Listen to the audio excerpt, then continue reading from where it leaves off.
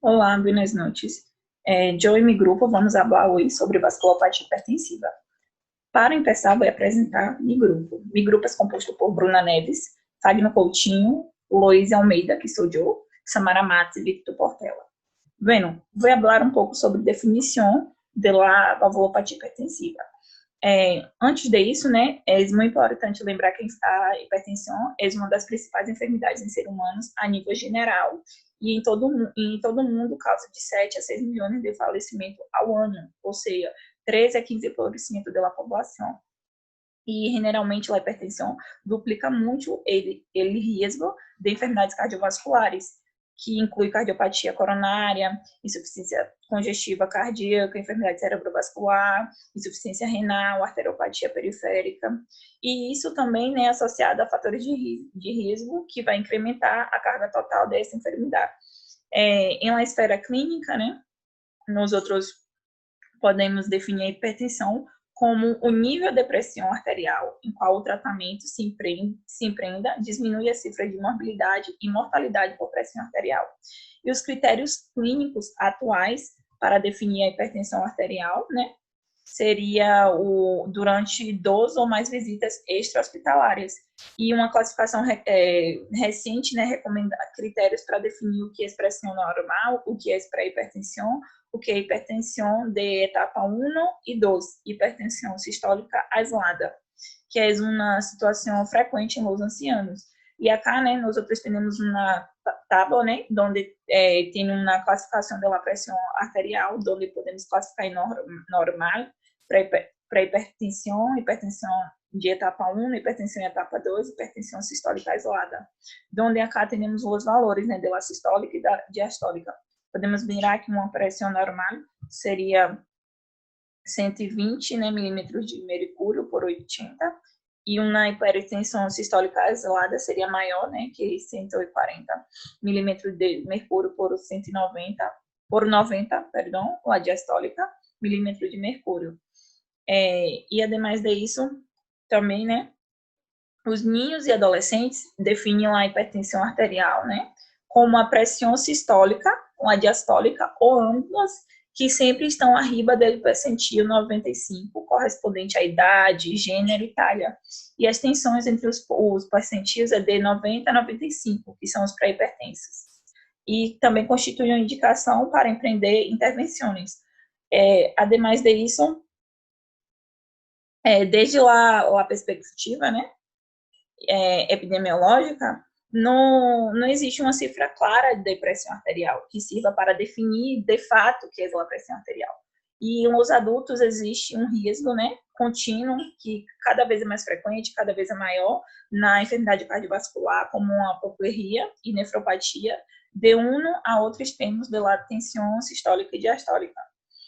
E ademais disso também, as cifras de pressão medidas em domicílio e as cifras de pressão em ambulatório, né, tem um promédio, né, do ambulatório tem um promédio durante 24 horas, que são os menores que se medem na clínica, ou seja, em ambulatório, né, em casa, lá a cifra demora mais, e na clínica tem um acesso limitado. E os registros de ambulatório vai generar várias leituras durante o dia e durante toda a noite. E com isso tem uma valoração, né, completa da carga que vai impunir lá a hipertensão aos vasos. E a pessoa não se queda em casa, tudo mais, com o dispositivo em seu braço. E em comparação com o número limitado de leituras, né, que uma avaliação clínica em um único momento é pouco tempo, então você não tem nem como detectar uma hipertensão. E ademais disso, é muito importante falar que essas tensões, né, medidas em domicílio, está como uma prevenção também, está incluída as pessoas que medem 24 horas essa tensão, permite antecipar com maior exatitude o dano a órgãos afetados a respeito de tensões medidas no consultório. A pressão arterial tende a ser maior nas primeiras horas da manhã, e pouco depois que desperta a pessoa, que em outras horas do dia. E, ademais disso, o fenômeno também, né, é muito importante falar do fenômeno da bata branca, que é um nome que é por alusão ao Grêmio Médico, os nomes de língua inglesa, chamamos assim, e ele pode acompanhar também de um maior risco de dano em órgãos efectores, pero em grado menor observado. E esse fenômeno da bata branca consiste na pessoa, né, que estão nas pessoas que estão haciendo, né, a cifra de la pressão medida em consultório de tipo ambulatório. É muito importante isso. Ou seja, quando uma pessoa está na presença dele médico, ela se queda nervosa, tudo mais, e com isso a pressão tende a subir. Acá temos a epidemiologia. A hipertensão está presente em todas as populações, salvo em um pequeno número de sujeitos que viveram em países desenvolvidos. Em sociedades industrializadas, a pressão arterial aumenta em forma lenta e sostenida nos primeiros 2 decênios da vida. Em ninhos e adolescentes acompanham o crescimento e a maduração. E, ademais disso, é muito importante também que a pressão arterial ao longo dos anos, ao longo do tempo, está aumentando de forma gradual em los niños e em los adultos jovens também. E os Estados Unidos tem um promédio, né, entre varões, é mais comum a pressão em varões do que em mulheres no começo da idade adulta. E as pessoas que têm maior idade, o ritmo de incremento da pressão arterial está relacionado com o envelhecimento, né, que está mais marcado em mulheres. Ou seja, quem está começando a idade adulta, a pressão é mais comum no homem, e quem está mais vieja, a pressão é mais comum nas mulheres. E a prevalência da hipertensão é de 33,5% em sujeito de raça negra e sem antecedentes latino-americanos, e de 28,9% em sujeitos caucásicos, né, sem antecedentes latino-americanos, e 20,7% em descendentes de latino-americanos. E a possibilidade da hipertensão aumenta em um envelhecimento, né, em sujeitos que têm maior de 60 anos. E a prevalência da hipertensão e a cifra de mortalidade por acidente cerebrovascular, né, que em caso seria a apoplejia, é maior em Estados Unidos, né, na zona sudeste, do que em outras regiões. E também, em futuro, né, é uma coisa bastante importante relatar que em futuro, daqui a alguns anos, pode identificar com análise de DNA os riscos que as pessoas podem sofrer ao longo, né, de los anos, tudo mais, e também os estudos, né, com adopção de gemelos e vida familiar, que vai corroborar uma notável com o componente hereditário, né, dos níveis da pressão arterial e da hipertensão. E aí, com isso, poder fazer uma investigação familiar em qual vai se controlar ao solo entorno comum a capacidade hereditária sobre a pressão arterial, que está entre o limite de 15 a 33,33%. E, ademais disso, esses estudos, né, hechos em gemelos, as estimações do fator hereditário da pressão arterial são de 60% em varões e de 30% a 40% em mulheres. Ou seja, é uma coisa, né, que sim ou sim pode ser hereditária, né? A cada dia os avanços, os estudos estão comprovando isso. E a vida familiar, né, é um componente, os gemelos é um componente muito hereditário no qual o nível da pressão arterial pode subir.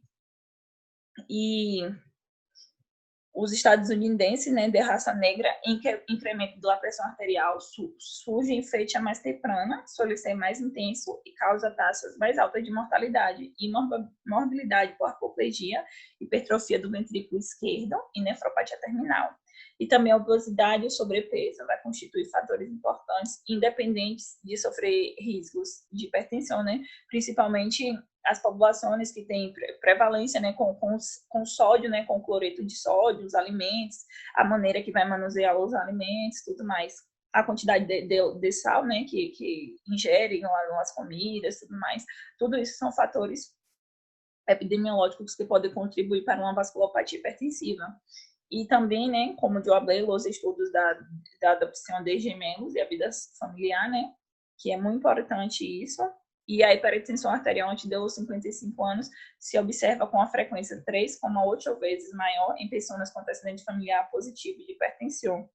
E é isso. Agora meu companheiro vai seguir com a apresentação.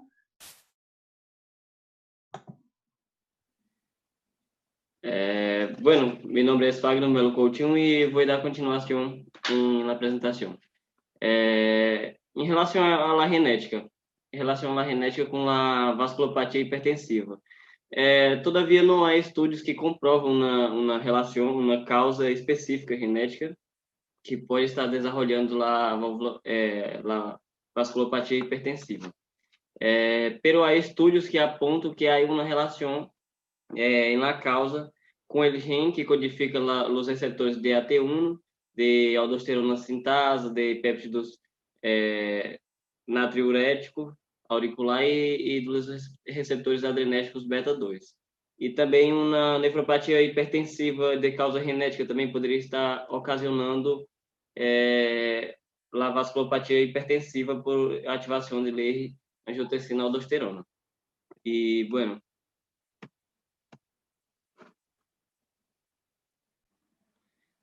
bueno, a classificação. Você pode classificar de várias formas. Primeiro, se classifica em hipertensão arterial sistêmica primária e secundária. A primária, a etiologia vai estar relacionada diretamente com os fatores de risco e ambientais, como, por exemplo, tabaquismo, alcoolismo e também o estilo de vida que a pessoa leva. Não há uma causa específica que pueda desenvolver a enfermidade, são por meios indiretos. E já as secundárias têm uma etiologia relacionada diretamente com enfermidades ou patologias de base, que, como por exemplo a diabetes mellitus, uma insuficiência renal crônica, poderia estar ocasionando a hipertensão arterial sistêmica secundária a uma patologia. E as causas da hipertensão arterial sistêmica secundária pode ser por uma apneia obstrutiva do sueño, que vai obstruir as vias aéreas superiores durante o sono, e isso vai produzir episódios de apneia que leva à hipóxia e vai aumentar o risco de hipertensão arterial. E também pode ser por uma insuficiência renal crônica, que vai causar o aumento da produção de renina e, consequentemente, a ativação prolongada da renina-angiotensina-aldosterona. A hipertensão renovascular devido a uma estenose total ou parcial da artéria renal, que vai reduzir a pressão do filtrado glomerular e, consequentemente, também vai ativar o sistema renina-angiotensina-aldosterona. E também outra causa poderia ser o hiperaldosteronismo, que vai ser uma produção excessiva da hormona aldosterona, que vai levar também a um aumento da pressão arterial. Também você pode classificar segundo os grados. Por exemplo, esta tabla é da Associação Europeia de Cardiologia, que classifica um paciente normal, a pressão deve estar a pressão arterial sistólica deve estar igual ou menor a 120 milímetros de mercúrio, e a diastólica deve estar em 80 ou menor a 80. E se considera elevada de 130 a 139, e a pressão sistólica, e a diastólica vai ser de 81 a 89, pode estar elevada.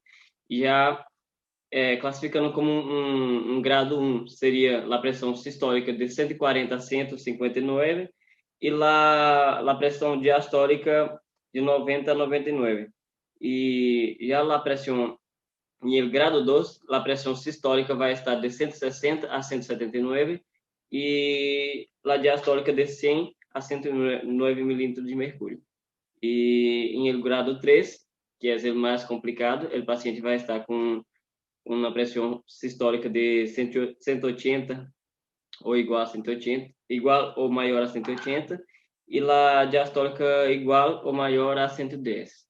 Esta é a classificação da Sociedade Cardiológica Europeia. E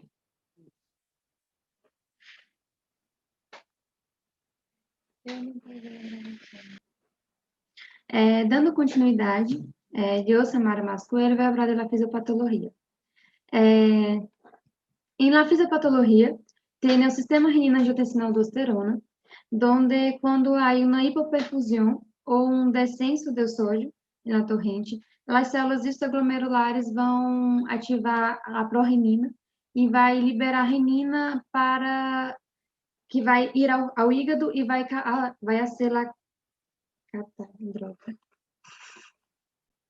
Bem, a renina vai catalisar o angiotensinógeno no hígado, que vai ser convertido em angiotensina 1. E a angiotensina 1 ela vai ser convertida por meio de um processo de hidrólise por lá enzima convertidora de angiotensina em angiotensina 2. Essa angiotensina 2 ela vai causar uma vasoconstricção, vai ativar o sistema nervoso simpático e vai atuar nas glândulas suprarrenais, liberando aldosterona. Essa aldosterona ela vai causar retenção de sódio, que vai arrastar água.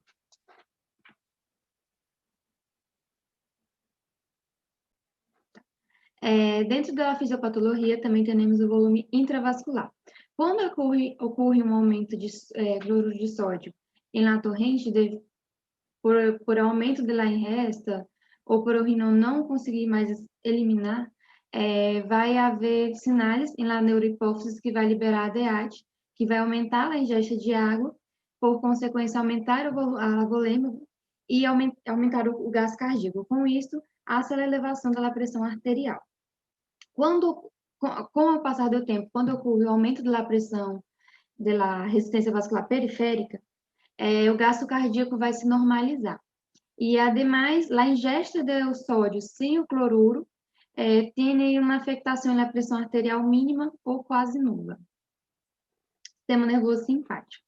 Sistema nervoso simpático, quando ativado, ele vai começar a liberar renina, vai causar uma vasoconstricção e, ademais, reabsorção de água e sódio. Então, esses mecanismos eles são de retroalimentação. Um vai seguir ativando o outro. As consequências patológicas. E nas consequências patológicas, temos como principal o coração, onde a hipertensão arterial pode generar uma cardiopatia, que é a principal causa de morte em pacientes com hipertensão arterial. E entre elas podemos ter a hipertrofia do ventrículo esquerdo, insuficiência cardíaca congestiva, entre outros. Em o cérebro pode ocorrer, o paciente pode sofrer de uma apoplegia, deficiências cognitivas e até uma demência.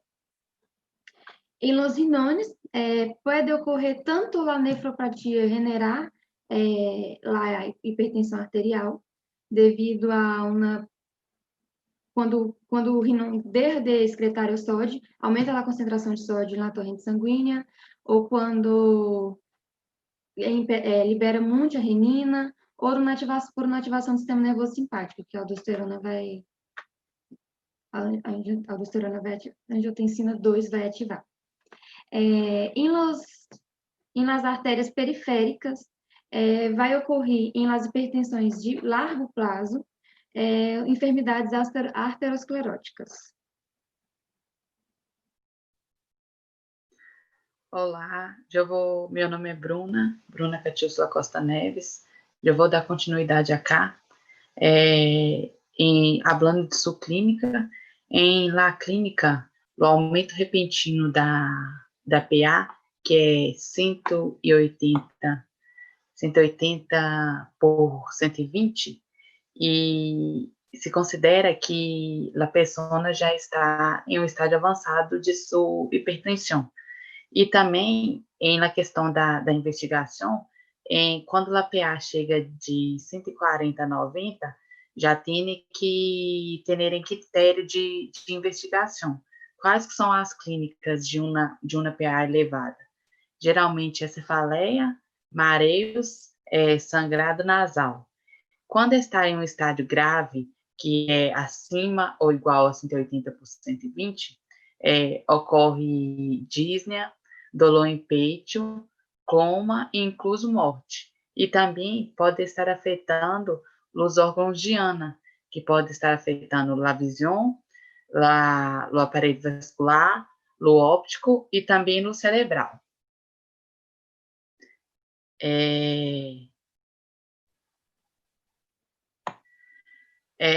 Apesar de a anamnese e o exame físico caracterizarem uma doença obstrutiva oclusiva, frequentemente são necessários exames laboratoriais.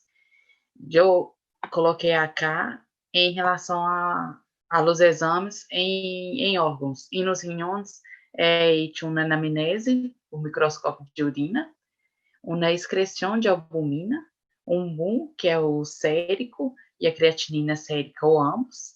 Em no sistema endócrino, tem que ser hecha a medição de sódio, potássio e cálcio séricos. Já no metabolismo, a glucemia em A1 e também no colesterol total, o LDL e o HDL, e também nos triglicéridos.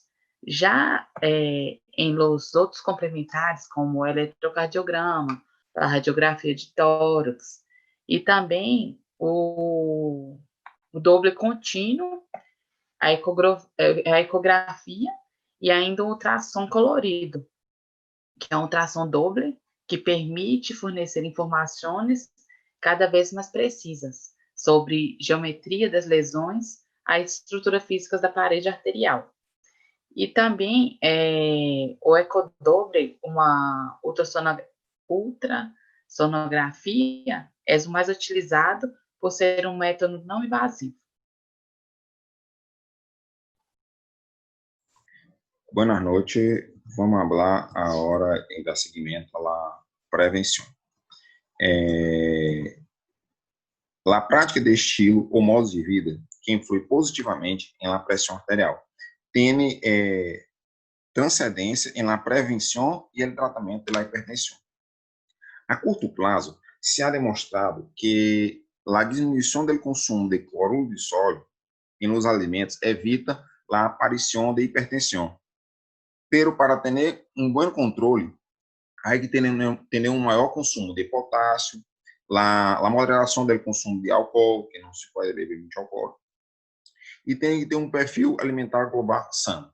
Ademais de todas essas medidas, as diminuições devem ser leves, né, de peso bueno, a ser a diminuição da pressão arterial e aumenta a sensibilidade de insulina, né, as práticas esportivas. As atividades físicas regulam facilmente a perda ponderada do peso, que ajuda a não ter uma pressão arterial elevada, ou seja, diminui a pressão arterial. E os riscos cardiovasculares. Então, se aqui nós temos diminuição do peso na massa corpórea menor que 25, não? Que é normal. Diminuição de sódio, de bebidas, como está aí, moderado, ou não beber bebidas alcoólicas, e prática de desportos. Aqui, nós vemos o tratamento farmacológico, né? Temos vários medicamentos farmacológicos.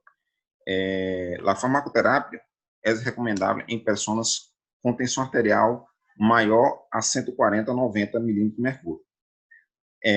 A seleção dos antihipertensivos e combinações, né, que tem que ser combinações de medicamentos, deve individualizar-se e tomar em consideração a idade, a intensidade da hipertensão de cada paciente, ademais de outros fatores de risco de enfermidades cardiovasculares, com quadros intermitentes, né, que se têm muitos picos elevados de pressão.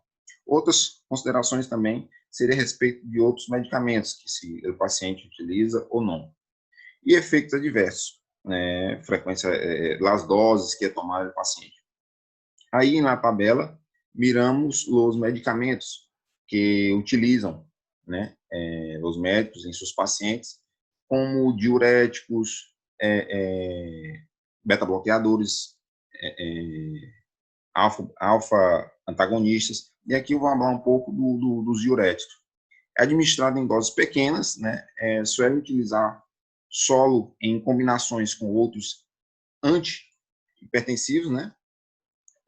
O diurético que é mais conhecido é as tiazidas, né, inibem a bomba de sódio e cloro, né, em uma porção distal do tubo contorneado, e com ele intensificar a excreção do sódio. Ao longo do tempo, atua como um vasodilatador também, né, o diurético. Falando um pouco agora de los beta-bloqueadores. Os fármacos desta categoria são particularmente eficazes em hipertensos com taquicárdias e subpotência hipotensora, né? É intensificada se administrar junto com outros diuréticos, né? Ou seja, se intensifica a mastopotência se administrar com outro diurético. Aí nós temos aí também os adrenérgicos, não? Adrenérgicos, isso. Então,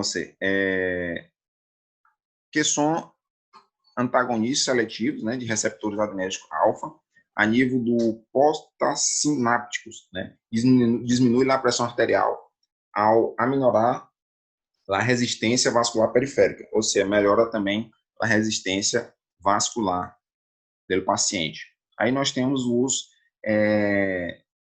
simpaticolíticos, né, são os antagonistas alfa-2, né, simpáticos com ação central que diminui a resistência periférica e inibe a estimulação simpática que ocorre. Podem ser praticamente úteis em pacientes com neuropatia de sistemas autônomos, que mostram amplas variações na pressão arterial, por denervação de barorreceptores, que há essa denervação. E agora, aí tem mais aí os antagonistas, né, dos condutos de cálcio. Os antagonistas de cálcio diminuem a resistência vascular ao bloquear o conduto L, lo qual aminora a concentração intracelular de cálcio e também a vasoconstrição. Se trata de um grupo heterogêneo de fármacos que inclui algumas das 3 classes de fármacos seguintes: fenilauquilaminas, né, que é verapamido, benzotiazepinas, que é o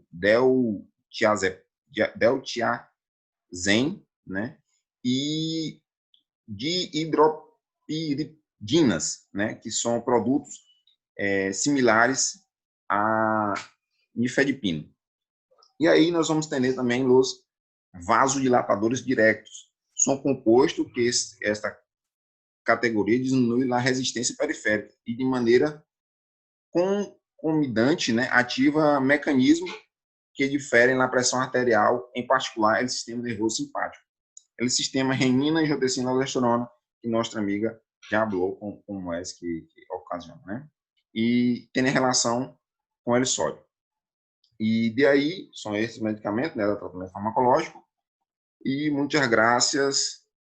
Okay.